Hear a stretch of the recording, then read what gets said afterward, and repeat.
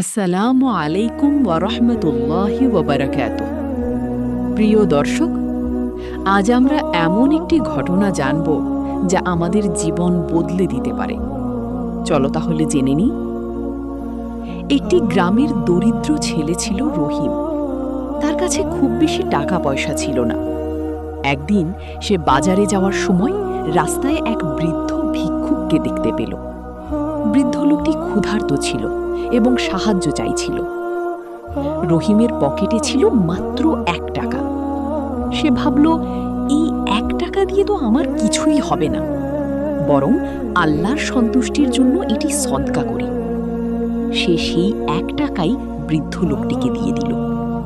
বৃদ্ধ লোকটি খুশি হয়ে রহিমের জন্য দোয়া করল, আল্লাহ তোমার রিজিক বৃদ্ধি করুন এবং তোমাকে নেককার বানান। কয়েকদিন পর রহিম একটি কাজে যোগ দিল। অল্প সময়ের মধ্যেই তার আয় বাড়তে লাগল। সে বুঝতে পারল, আল্লাহ কখনো ভালো কাজের প্রতিদান নষ্ট করেন না। এরপর থেকে সে নিয়মিত মানুষকে সাহায্য করতে লাগল।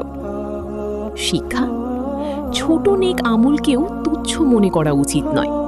আন্তরিকতার সঙ্গে করা সামান্য সদকাও আল্লাহর কাছে অনেক মূল্যবান। রাসূল সাল্লাল্লাহু আলাইহি ওয়াসাল্লাম বলেছেন, তোমরা অর্ধেক খেজুর সদকা করে হলেও জাহান্নাম থেকে বাঁচার চেষ্টা করো। সহিহ বুখারী। আসুন আমরা সবাই সামর্থ্য অনুযায়ী সদকা করি এবং মানুষের উপকারে এগিয়ে আসি।